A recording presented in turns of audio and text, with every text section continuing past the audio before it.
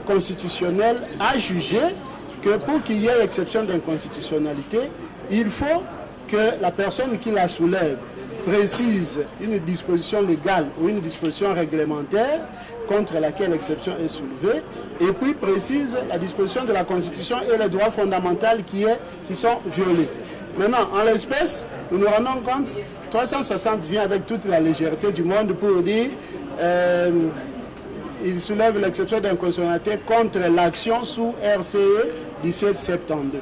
Alors que l'arrêt de principe rendu par la Cour constitutionnelle sous RCONS 1772, la Cour précise que lorsqu'une exception d'inconstitutionnalité vise un acte de justice ou une décision de justice, cette exception manque en droit, donc elle n'existe pas, et par conséquent, le juge ne peut pas surseoir.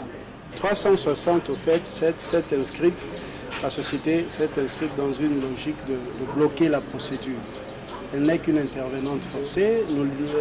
Allèche ne lui a pas dirigé ses prétentions, néanmoins, elle vient là de dilatoire en dilatoire pour chercher à bloquer la procédure.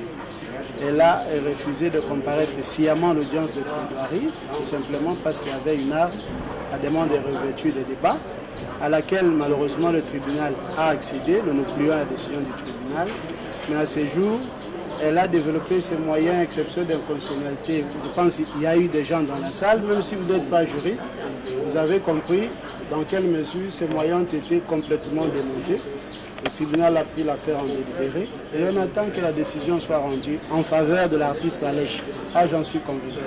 Je peux vous présenter l'assignation pour que vous lisiez vous-même, là où il est écrit que Allèche demande à ce que la Bracongo soit condamnée à payer l'équivalent en francs congolais de 937 000 $.